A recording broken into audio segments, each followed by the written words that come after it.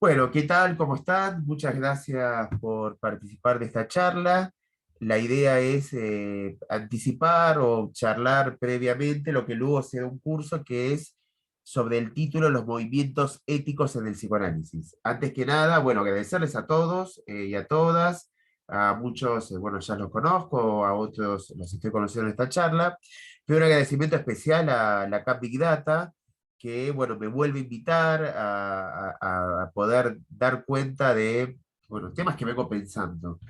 Ya, bueno, quienes me conocen saben que vengo haciendo una investigación y de alguna manera voy dando cuenta de esto a través de distintas charlas sobre el último Lacan. La idea es abordar el campo de la ética, de la eticidad, ¿no? La cuestión ética del sujeto, también desde Lacan, desde Freud y Lacan, pero haciendo énfasis en la última enseñanza de Lacan. Igual vamos a recordar también momentos anteriores de Lacan, pero el énfasis va a estar puesto en la última enseñanza de Lacan. De hecho, si vieron el título, se habrán dado cuenta que de los tres movimientos éticos, ahora voy a esa cuestión, pero de los tres movimientos éticos que elegí para recorrer esta temática, el tercero tiene que ver con el modo en que Lacan piensa la ética en sus últimos seminarios. Pero no solamente el último Lacan. Digo, esto voy a definirlo de manera categórica desde el inicio. No es solamente el último Lacan, también el último Freud. Porque muchas veces Freud queda olvidado, perdido, cuestionado, criticado, detrás del retorno que hace Lacan y detrás de muchos posicionamientos de post-lacanianos. Lo cierto es que Freud pierde la relevancia que tiene en el psicoanálisis. Entonces, la idea también es recuperar Freud y específicamente al último Freud en relación a la ética. Entonces, esta charla es anticipar, abrir juego, jugar una apuesta, digo, jugar una apuesta en relación a cómo estoy entendiendo las éticas, y ahí hice el énfasis en plural, las éticas en psicoanálisis. ¿Por qué llamarlo movimientos éticos en el psicoanálisis? En principio es continuidad del curso que di para la Big Data el año pasado sobre movimientos clínicos del psicoanálisis.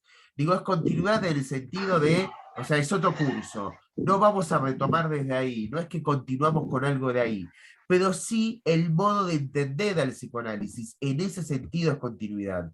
Digo, continuidad porque es mi modo de pensar el psicoanálisis. Ustedes, bueno, muchos de ustedes ya me conocen, saben que todo el tiempo juego una lectura, ¿no? Hago apuesta de lectura sobre el psicoanálisis, doy cuenta de los fundamentos en Freud y Lacan, pero insisto que es una lectura, la que estoy haciendo, como cada cual tendrá sus lecturas.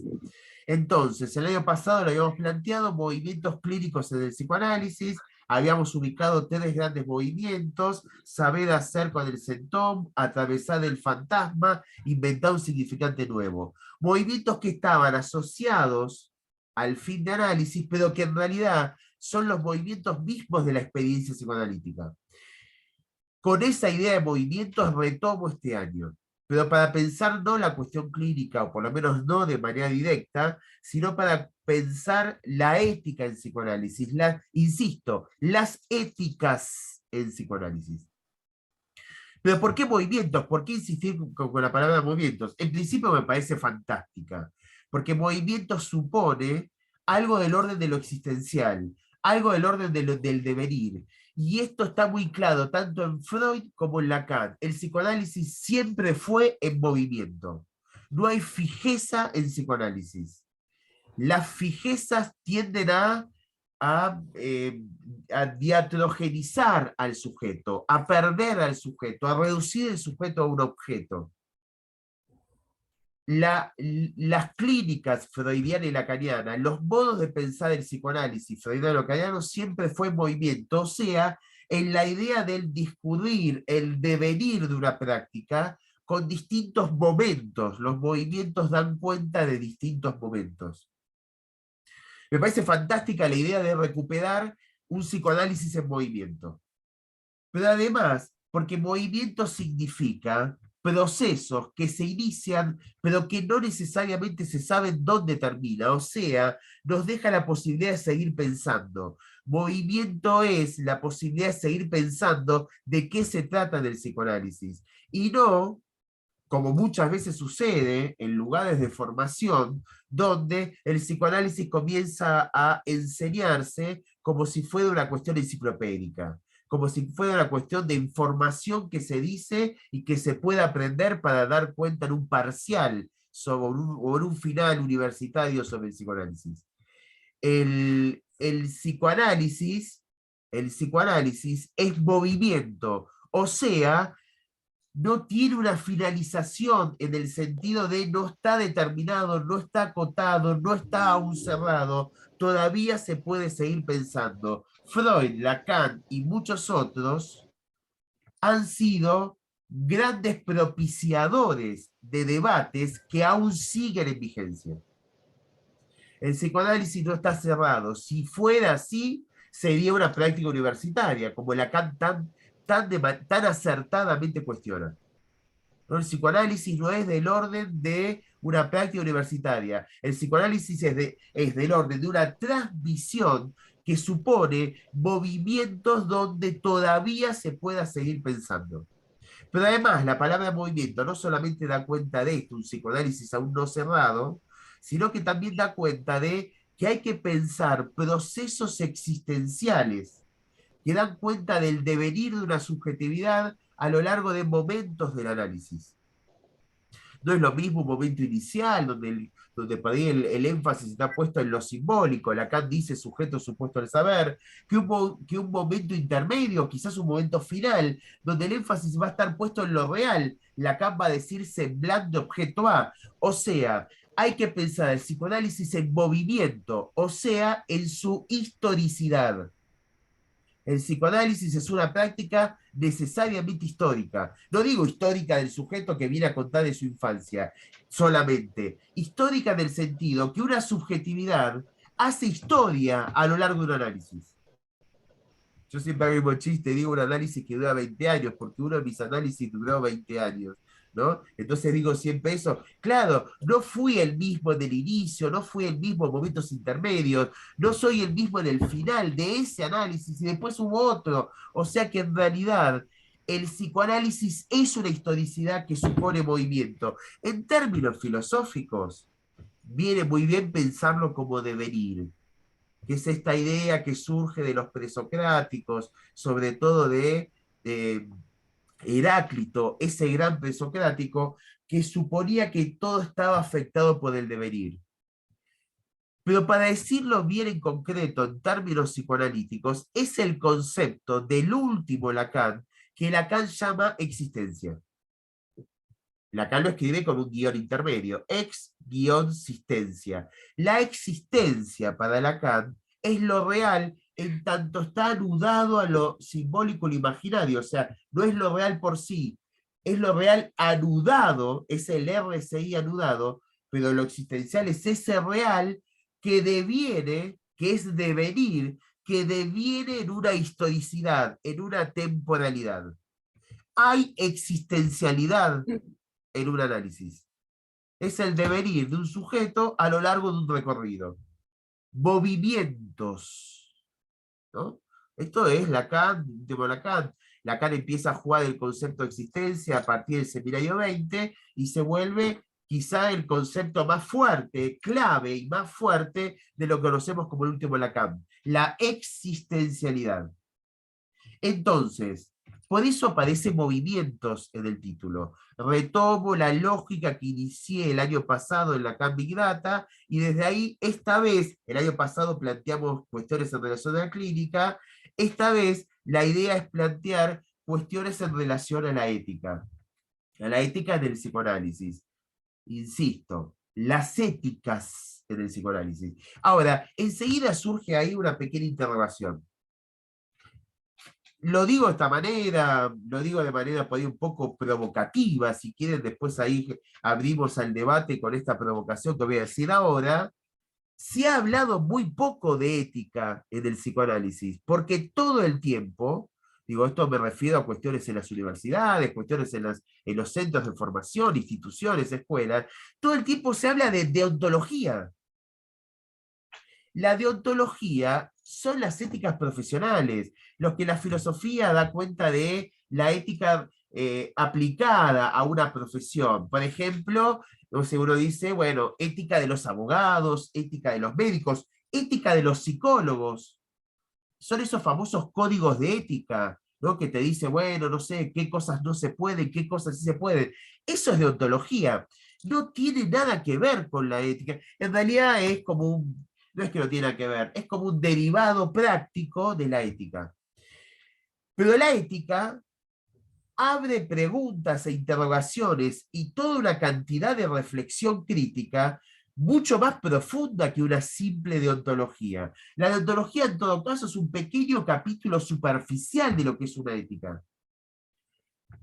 En psicoanálisis se habla, no sé por qué, quizás porque nos falta un poco más de formación filosófica, porque esto cualquier filósofo va a entender, que una ética es un proceso de reflexión mucho más profundo que solo una serie de cantidad de elementos deontológicos. Quizás por eso a los analistas nos han faltado formación filosófica, pero lo cierto es que reducimos todo el tiempo la ética a la deontología psicoanalítica. La reducimos. De hecho, tenemos, creo que uno de los fallidos de lectura más importantes que debe haber en psicoanálisis. Leemos como éticos lo que Freud y Lacan llaman técnicos, los famosos escritos técnicos. Si vamos a cualquier seminario de ética, pero, nada, pongo un poco en juego si quieren, nada, algo ahí importante, lo pongo en juego. Seguramente van a empezar a darle los escritos técnicos de Freud. Pregunta, ¿por qué en la ética se dan escritos técnicos que tienen que ver con cuestiones técnicas? O sea, lo contrario a lo ético. Si hay algo que, ahí voy María a la pregunta, si hay algo que tiene que ver con la ética, es que no es reducible a una técnica. Los escritos técnicos de Freud, y Freud lo aclara todo el tiempo en esos escritos, son escritos que dan cuenta de una técnica, o sea, del discurrir de un dispositivo, pero que no son el núcleo, el corazón de la ética. Si quieren, insisto con la imagen que di, es como un capítulo superficial de la ética. De hecho, Lacan, cuando recupera los escritos técnicos, nunca habla de ética. Cuando habla de ética, Lacan le aporta a Lacan. Ah, ahí María decís que no se escucha. Los demás se escuchan, ¿no? Si no, me hubieran dicho algo así. Fíjate, María, el tema del micrófono, Sí, porque sí. ahí está. Se entiende, cuando Lacan trabaja ética en muchos lugares, pero hay dos lugares muy fuertes, los vamos a trabajar en el curso, Seminario 7 y Seminario 24, son los lugares más fuertes donde Lacan trabaja la ética. Es muy claro Lacan, agrega una página a la historia que la filosofía viene ubicando en relación a la ética. Y ahí Lacan no habla de escritos técnicos, no habla del dispositivo analítico. Ética no es qué cosa hace un analista de manera correcta o incorrecta. Eso es deontología. Ética es reflexionar sobre el movimiento transformador de una subjetividad que va a análisis. O sea, ética está asociado al acto analítico, al acto que una subjetividad, si quieren le sacamos la palabra analítico, al acto o a la serie de actos que una subjetividad va a empezar a resolver, va a realizar, va a decidir y va a hacer a partir del análisis. Ético es separarse o no separarse, tener un hijo o no tener un hijo, ir por tal trabajo o no ir por tal trabajo, renunciar, avanzar, querer, no querer. Cualquier cuestión que vaya del lado de una subjetividad que se está encontrando con una realización en el análisis, eso es ético. Que un analista atienda a un primo de un paciente, o que un analista atienda 40 minutos, 50 minutos, cobre 2.000, 5.000, 3.000, 1.500, esas son cuestiones técnicas. Sin embargo, La ética en psicoanálisis, lamentablemente, ha sido reducida muchas veces a cuestiones técnicas. Ni Freud ni Lacan hicieron esa reducción. Freud y Lacan hablaron de la técnica, porque es obvio, digo, son cuestiones técnicas, pero cuando abordan el campo ético, lo abordan con una dignidad por lo menos fantástica, no sé, no se me ocurre esa palabra. Freud y Lacan trabajan muy bien lo que respecta a lo que tiene que ver con el campo ético. Vamos a ir por eso en el curso. O sea, vamos a ir a situar coordenadas de Freud, en realidad el último Freud, porque si no habría que haberle agregado una clase más, habría que haber dado 2 de Freud y 2 de Lacan. El curso va a tener 3 encuentros, uno de Freud y 2 de Lacan. Nada, a Freud lo achiqué un poco por una cuestión de que no sea tan extenso el curso. Pero vamos a ir a los lugares donde Freud trabaja justamente la cuestión ética. Les anticipo, el texto central va a ser análisis terminable e interminable. Un texto claramente ético. Y vamos a ir a 2 momentos de Lacan. Lo que se conoce como la ética del deseo, de Lacan a la altura del Seminario 7, y lo que se conoce como la poética, Lacan a la altura del Seminario 24. Pero empiezo desde acá. Ética no es deontología. Deontología es una aplicación práctica de la ética que reduce, digo, deontología es una moral. Deontología es lo que podés y no podés hacer. O sea, eso y los 10 mandamientos es lo mismo. ¿Vieron los códigos de ética que circulan? Los colegios psicólogos tienen códigos de ética, las asociaciones profesionales de psicólogos tienen código de ética, en la facultad han estudiado el código de ética de los psicólogos, o si son médicos, el código de ética de la medicina. Esos códigos de ética son los 10 mandamientos, versión sí. Lo que se puede y lo que no se puede, es lo mismo que decir, tomar, ¿cómo es? Santificar las fiestas, no matar, no desear la mujer del prójimo, es lo mismo. Cuando aparecen una serie de prescripciones, lo que se debe o lo que no se debe hacer, eso ya no es ética. Eso es una peor versión de la ética, o sea, una moral o una deontología. La ética es la posibilidad de reflexionar justamente sobre eso. Hay un autor que me gusta mucho, filósofo y psicoanalista, no lacaniano, pero sin embargo es de los buenos psicoanalistas también. Digo, no solamente los buenos analistas estamos del lado lacaniano. Hay de los buenos también no lacanianos, que es Cornelius Castoriadis.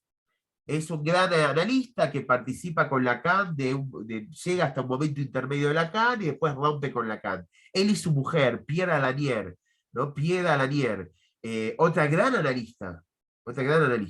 Rompen con Lacan a la altura del año 68 porque, bueno, nada, por cuestiones políticas, ellos eran un poco más de izquierda, Lacan en un momento empezó ahí a coquetear con una cosa media extraña, un tanto fascista, y entonces se produce del año 68 una ruptura de varios analistas claramente de izquierda. O sea, lo digo bien en concreto, cuando Lacan no participa del mayo del 68 francés, un montón de analistas, muy buenos por cierto, rompen con Lacan. Deleuze, Derrida, Castoriadis, Pierre Laniel, y algunos filósofos que lo vieron siguiendo, Foucault, y otros que vienen siguiendo a Lacan, rompen con Lacan porque no le perdonan que él no haya participado de la calle, ¿no? Del mayo del 78 francés.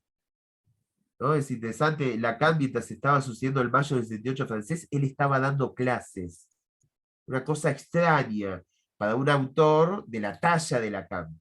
Bueno, Castellano me perdona. Castellano tiene un texto que es interesantísimo, se llama La miseria de la ética, y lo que dice es, en relación a la ética de la autonomía, dice que es una ética que tiene que poder ubicar la división del sujeto, o sea, que un sujeto pueda encontrarse en dimensión con su propio inconsciente. Desde ahí se relanza la ética.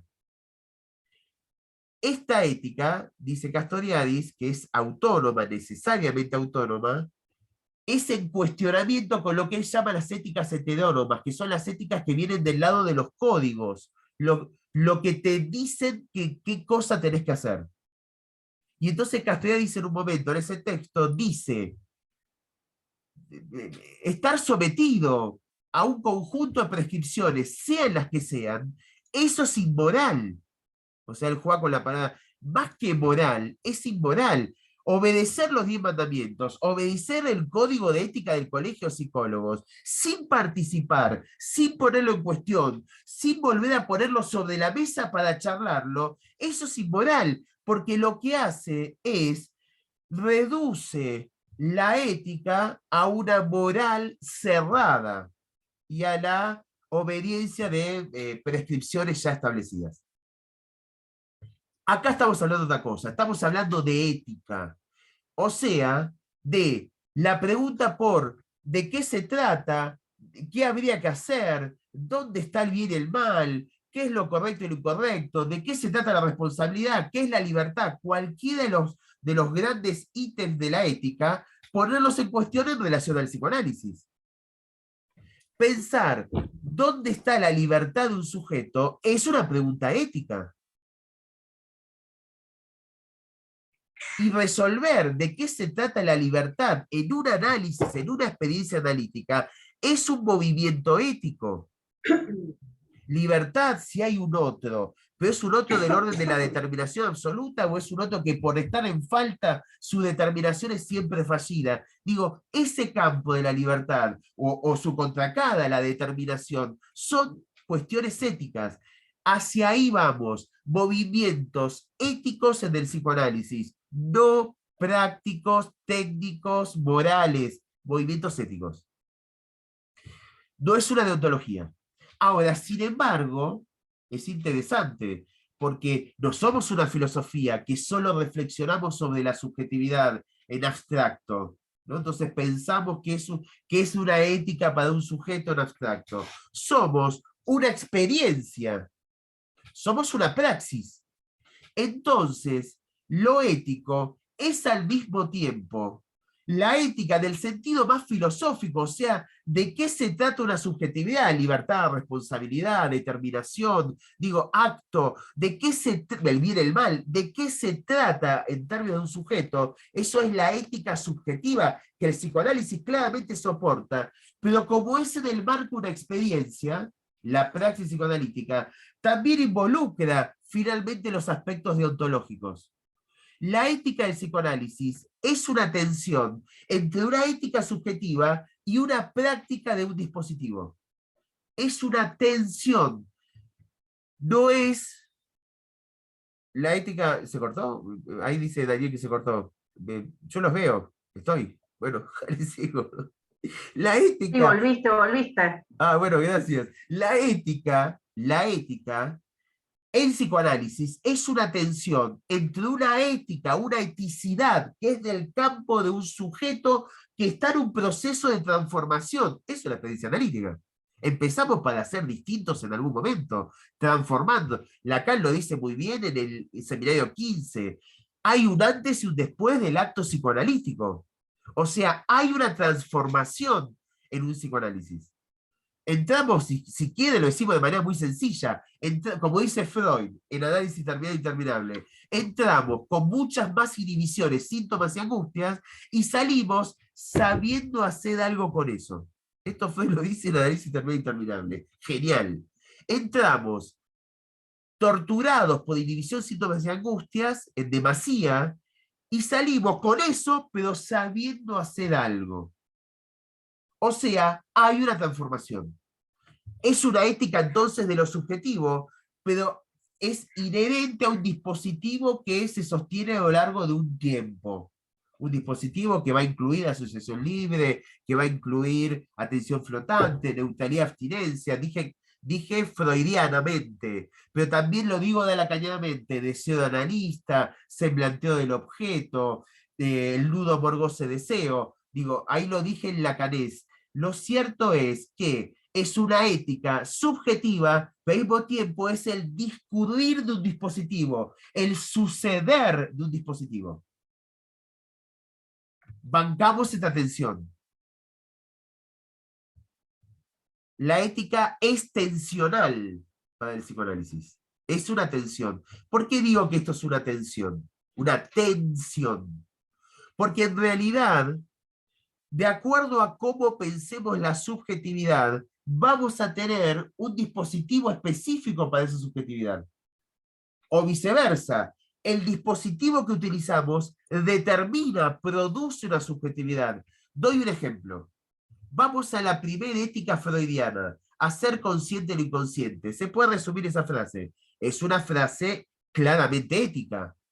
¿De qué se trata en un análisis? Hacer consciente, para el primer Freud, hacer consciente lo inconsciente, para el sujeto. Ahora, ¿qué hace el dispositivo analítico? Eso, hacer que lo inconsciente devenga consciente.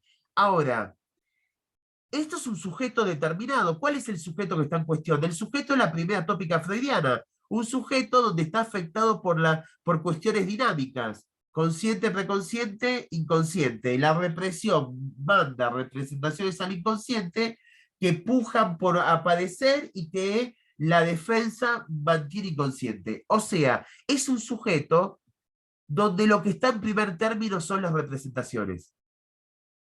Lacan diría lo simbólico. El primer Freud y el primer Lacan se parecen mucho. Freud piensa a una subjetividad de acuerdo a un armado dinámico de instancias que están en contradicción, consciente, preconsciente, inconsciente. O sea, ese sujeto produce un determinado dispositivo analítico, la asociación libre. Venga y diga todo lo que se le ocurra. ¿Por qué Freud produce eso, la asociación libre? Porque tiene un sujeto que está atravesado en sus palabras. Es coherente. Si el problema son las palabras, entonces que hable para destrabar el problema. Pero ¿qué le pasa a Freud ahí? Se le pasan por alto una cantidad de cosas. Lo económico, lo pulsional, la pulsión de muerte, el masoquismo, el ello, el super yo, el fetichismo, la división subjetiva. Se le pasan por alto un montón de cosas a esa primera ética freudiana. Por suerte, Freud avanza más allá de un primer Freud, aparece otro Freud que construye una subjetividad distinta. ¿Cuál es la subjetividad distinta? La de la segunda tópica, yo, ello, super yo en conflictos pulsionales. Entonces, el dispositivo que se deriva de ahí ya no es hacer consciente lo inconsciente, es trabajar con la pulsión. Freud dice trabajar, maniobrar con las resistencias. Trabajar con la pulsión. Ven que el dispositivo es efecto de una subjetividad. Si un analista, perdón, me voy a poner un poco picante, si un analista solo escucha el discurso de su analizante, solo escucha sus palabras y no puede ingresar la conflictiva pulsional, que para Freud es la segunda tópica, yo, super yo, está tomando solamente un sesgo de la ética, la que se acomoda al primer Freud. Pero si uno va al segundo Freud, entiende que eso ya está superado en el mismo Freud. Pasa lo mismo con Lacan. La ética que Lacan plantea a la altura del seminario 7, esa ética que tiene tan buena prensa, que la vamos a cuestionar a lo largo del seminario, no es que la voy a cuestionar yo, la cuestiona Lacan cuando avanza en el seminario 24 con su nueva ética. Esa ética que tiene tan buena prensa es una ética que pone lo simbólico en primer término, que no va hacia lo real, que lo imaginario queda descartado. Es una ética que empuja a esa subjetividad a un dispositivo donde solamente lee el horizonte deseante. Y es una dificultad de análisis. No vamos a trabajar esto. Es una dificultad. No leer el horizonte deseante, el solamente leer el horizonte deseante, eso es una dificultad. Un análisis es un nudo, amor, goce y deseo. El deseo está, sí, clarísimo, pero ¿y el amor y el goce cuándo se labura? Si el único horizonte de un análisis es el deseante, no puede incluirse la dimensión del amor y del goce que anudan el RCI subjetivo. Lacan puede pensar una ética claramente más interesante hacia el final de su enseñanza. Una ética que no descarta el deseo, pero que puede situarlo anudado al amor y al goce. Las subjetividades que llegan a análisis son, como decía Mercedes Sosa, un amasijo de cuerdas y tendones, un amasijo de amor, goce y deseo. O sea, hay que abordar, desentrañar, trabajar, no solo con el deseo. Claro que es el deseo. Yo en mi libro, del artículo justamente sobre ética, que está dado para leer también en el curso, digo sobre la ética del deseo. Una ética necesaria, pero no suficiente. Es una ética necesaria porque, claro, ahí Lacan abre a un juego muy importante del campo del deseo, que es subjetivo, pero después se entiende que tenía que poder además poder situar el amor y el goce. Lo vamos a trabajar en el curso. Esto para darles como cierto ejemplo de la tensión entre la ética subjetiva y el dispositivo. Un modo de pensar el sujeto produce un dispositivo. Sostener un dispositivo da cuenta de una reducción del sujeto, ¿no? Muchas veces, como no pensamos suficientemente en cuestiones éticas, porque, insisto, se lo enseña como si fuera deontología, no como si fuera ética, terminamos repitiendo como una especie de cliché de que es un analista, o sea, repetimos el modo que creemos en que se analiza, quedarse callados, hacer pequeñas intervenciones, solo escuchar significante, y bien podemos al diván, está muy bien, pero un análisis no es solo eso, es eso y mucho más. Pero si lo dejamos reducido a solo eso, entonces, desde un dispositivo que solamente va a tomar lo simbólico y la palabra, terminamos acotando una subjetividad, ¿no? Que es la del primer Lacan, o que es la del primer Freud, que claramente no resuelve la complejidad de su nudo, amor, goce y deseo. Pero bueno, digo, es ética en relación al dispositivo, no es una deontología, es del orden del movimiento. Se me ocurre ubicar tres movimientos, no son los únicos. Son tres movimientos que no voy a trabajar como si fueran dividibles, aislables. Son tres movimientos que los voy a trabajar anudados. Está del título de la convocatoria de la charla y está del título del seminario, del curso, dentro del curso. Llegar a la roca base de la castración es la sentencia, es la fórmula ética que Freud plantea en Análisis Terminado y Interminable en 1937. Un análisis es llegar a la roca base de la castración. Lo voy a nombrar esta charla para que parezca como más cortito y más contundente. Acto castración. Es acto castración. Es una ética que va hacia la posibilidad de que un sujeto realice su acto psicoanalítico, no importa, su acto en relación a la castración. No hay otro modo en el psicoanálisis de empezar a pensar la ética que no sea por la castración. Un psicoanálisis que no incluya la castración, si quieren lo llamamos en términos lacanianos, no todo, es lo mismo. Un psicoanálisis que no incluya la castración como soporte ético, eso es una psicoterapia. Un análisis, y esto nos diferencia de cualquier psicoterapia, la diferencia con la psicoterapia no es si hablamos de lo consciente o lo inconsciente, porque hay muchas psicoterapias que también hablan de lo inconsciente. La diferencia, que es nuestro soporte ético, es que nosotros entendemos que todo gira alrededor de la castración.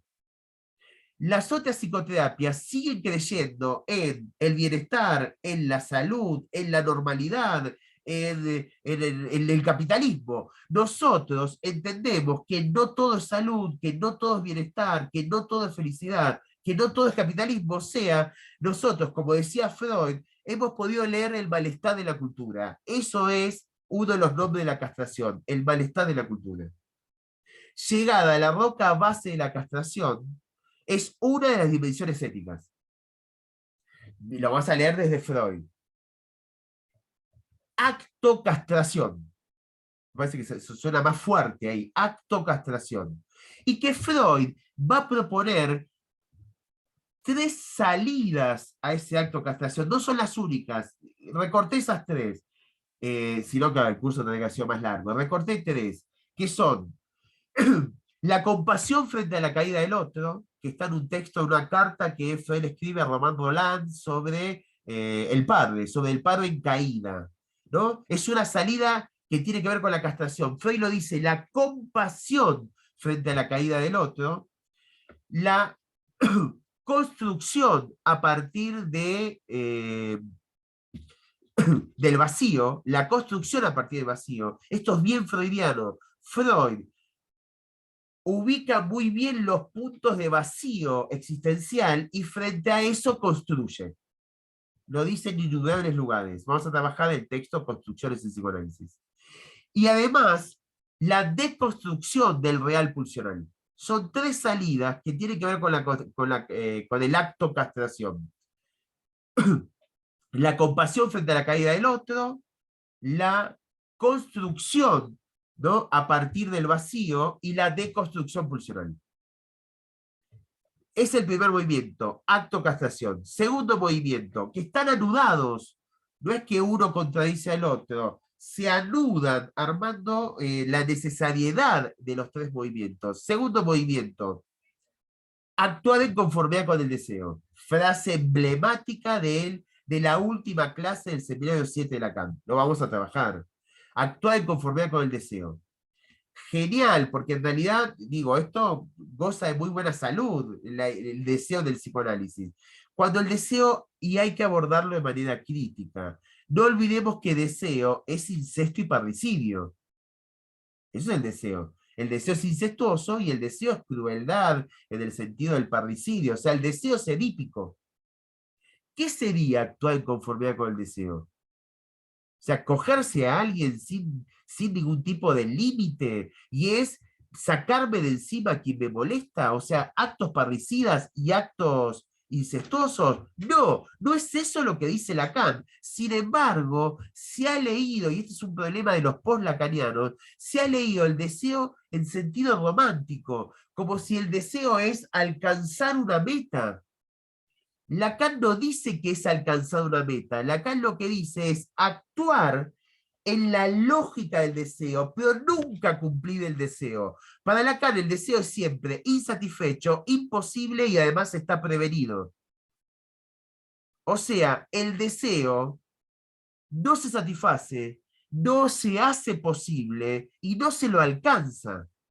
¿Qué significa actuar en conformidad con el deseo? Es, a partir del deseo, hacer algo con eso. No es concretar el deseo.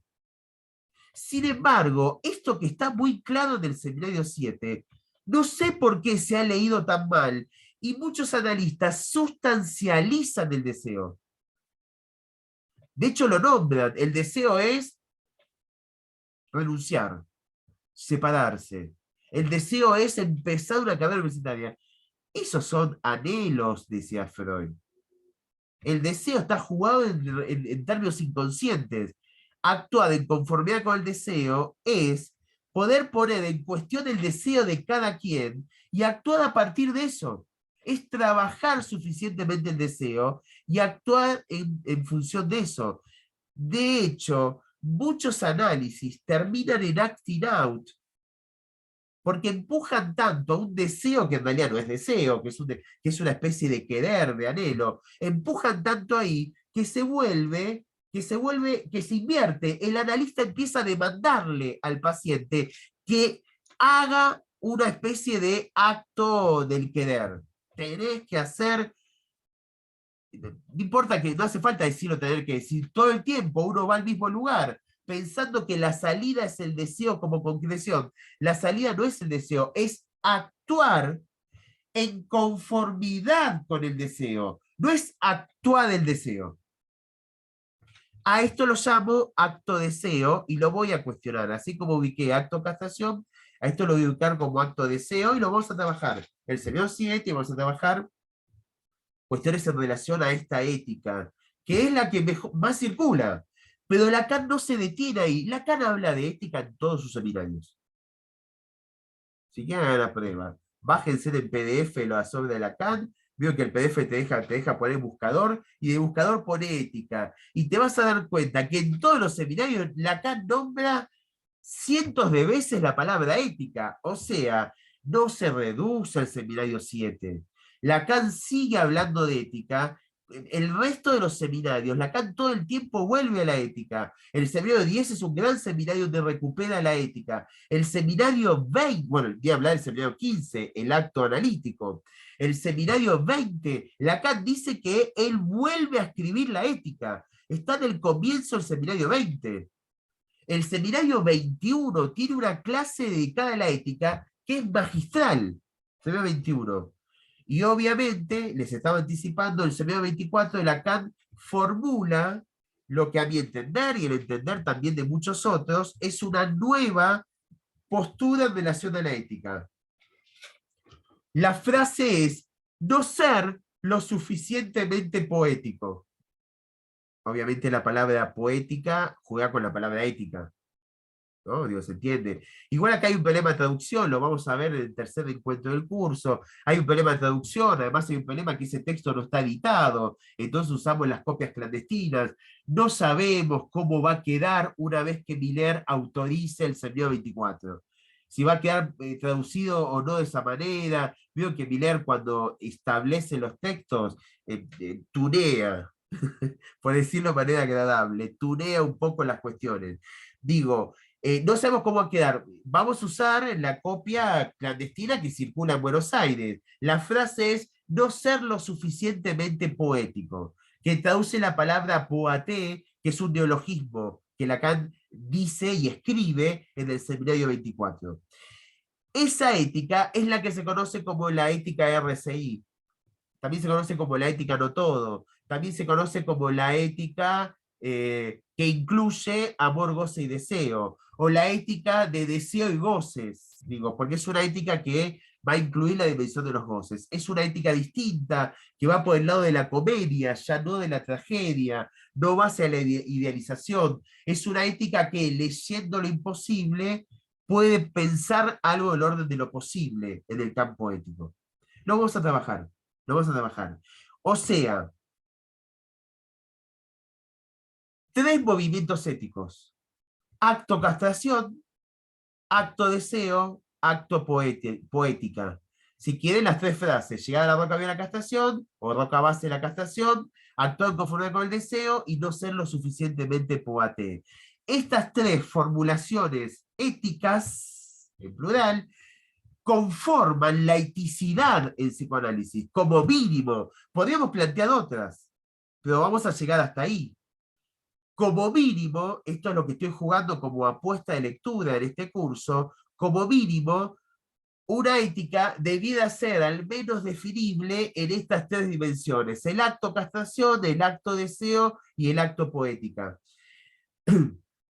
Así como dije, el gran texto de Freud, y no lo digo por el texto, sino por el concepto que se juega en el título, análisis terminable e interminable, voy a inventar un título lacaniano, no está en Lacan, pero voy a inventar que ese efecto en la lectura que podemos seguir a lo largo de este curso, que es análisis imposible posible.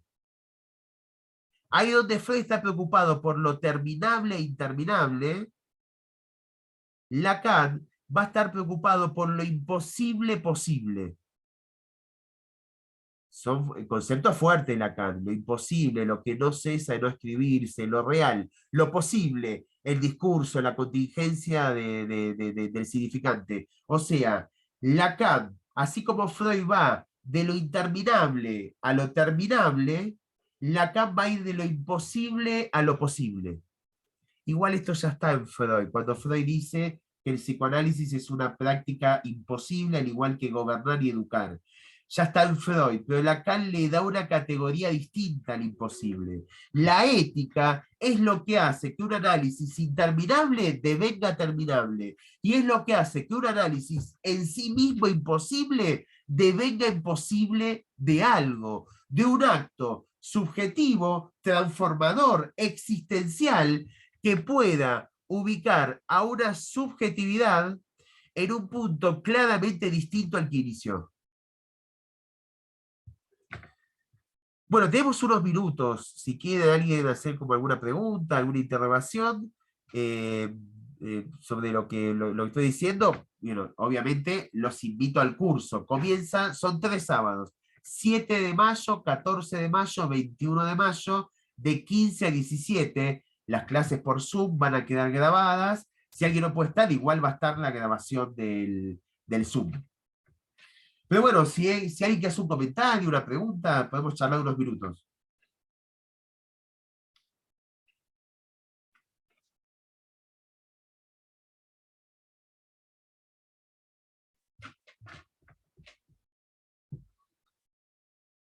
Hay un silencio interesante para pensarlo.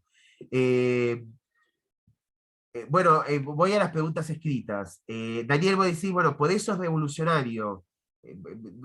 No sé en relación a qué lo habías dicho, pero en realidad, en este punto, seamos lacanianos. Digo, por eso es subversivo. ¿No? Vio que Lacan diferencia revolución de subversión. La revolución, dice Lacan, es lo que vuelve siempre al mismo lugar. De hecho, la palabra revolución es revoluciones, o sea, vueltas, ¿no? Por ejemplo, 1000 revoluciones por minuto, son 1000 vueltas en un minuto. Entonces Lacan dice, no se trata de revolución, un psicoanálisis no es una revolución, porque sería volver al mismo punto. El psicoanálisis es una subversión, o sea, la posibilidad de ubicar una versión que sea distinta, otra versión, ¿no? Entonces, igual la palabra revolución tiene mucho énfasis en lo político, ¿no? Bueno, también subversión tiene mucho énfasis en lo político. Subversión es bien nuestra, digo, bien argenta, bien setentista es revolución. Perdón, subversión. De hecho, le costó la vida a 30.000, ¿no? O sea, digo, por eso es bien nuestra subversión. Pero sí, el psicoanálisis es una subversión, en el sentido de, es una transformación ética de una subjetividad que claramente va a ubicar una posición distinta. Eh, bueno, no sé si hay alguna otra pregunta, comentario. Darío, yo te quiero hacer una pregunta. Sí, dale. En el texto de Freud, que vos planteás que el análisis sea terminable, ¿no es una posición ética también? Sí, claro. Que sea, Ah, insisto, me parece que es genial el título freudiano porque da cuenta de un núcleo ético. El análisis es terminable, interminable. Eso es ético. O sea, que solo sea terminable sería moral, sería deontológico. Que el final dé cuenta de que nunca termina, esa es una precisión ética genial. Porque de lo que está diciendo Freud ahí es, terminamos de manera parcial. Lo digo freudianos, el análisis fue siempre un acto fallido. Nunca fue un acto total. El análisis nunca fue una totalidad que se alcance. El análisis no es tocar, pasar de nivel y decir, listo, ya estoy en el nuevo nivel. Luego de un análisis no somos seres excepcionales, seguimos siendo los mismos neuróticos de siempre. La diferencia es que sabemos hacer algo distinto con lo que nos pasa. Podemos situar en mejor coordenada el fantasma. Bueno, es lo que trabajé en el curso pasado. Podemos hacer algo diferente con el significante, pero no se resuelve nuestra neurosis en el sentido de que nos curamos. O sea, en ese sentido es interminable. Que se termine, dice Freud en el texto, es una decisión. Hay que agregar, decisión ética. O sea, que sea interminable y se termine es lo propio de lo ético, tal cual está planteado en ese texto freudiano. Al igual que en Lacan, que en el marco de lo imposible sea posible para un sujeto la posibilidad de alcanzar un acto que pueda ubicar amor, gozo y deseo en una coordenada diferente, no de tortura, sino más amable, más afable, más agradable, esa posibilidad sobre lo imposible que es estructurar el sujeto, eso es claramente ético. ¿Qué es lo que va a plantear el seminario 24? No ser lo suficientemente poético está planteando una ética que ya no se vuelve un ideal. Hay un gran problema del primer Lacan, plantea demasiados ideales. Uno de los ideales es el ético, es actuar en conformidad con el deseo, como si eso fuera posible. Es un ideal. son ideales, estamos siempre embarrados. La subjetividad humana, demasiado humana, dice Nietzsche, está siempre embarrada. No estamos nunca limpios, estamos embarrados por la miseria misma que es lo humano. Un psicoanálisis no se trata de limpiar al sujeto, bañar al sujeto y después que venga. Es atender el barro, el embarramiento. Jugué con la palabra barra y embarrado. El embarramiento del sujeto. Y saben que nosotros estamos tan embarrados como esa subjetividad que viene análisis. Y sin embargo, con eso igual podemos sostener éticamente un análisis. Pensar que hay sujeto ideal y analista ideal, eso se alejó de lo posible de un análisis, lo vuelve pura imposibilidad.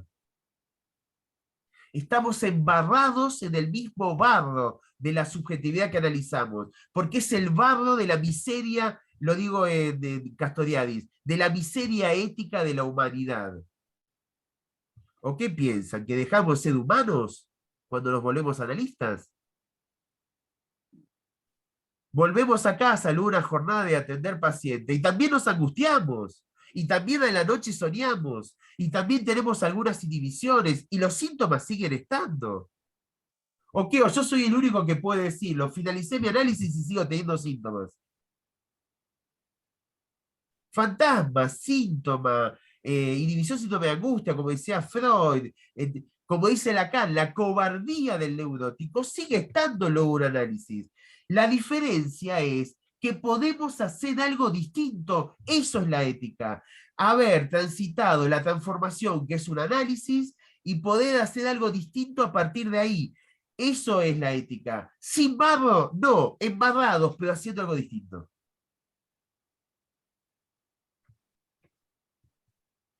Bueno, agradecerles a ustedes que hayan estado en esta charla.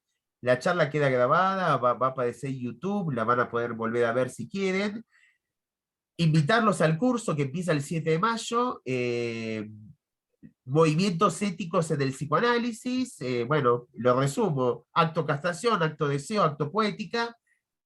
Agradecerles a ustedes, agradecerles a quienes vean este video más adelante, y sobre todo agradecer a Lacan Big Data, que me da una nueva oportunidad por dar cuenta de cómo entiendo el psicoanálisis. Muchísimas gracias, un abrazo. Chao, Gracias a Darío. vos. Chao, Gracias, Darío. Darío.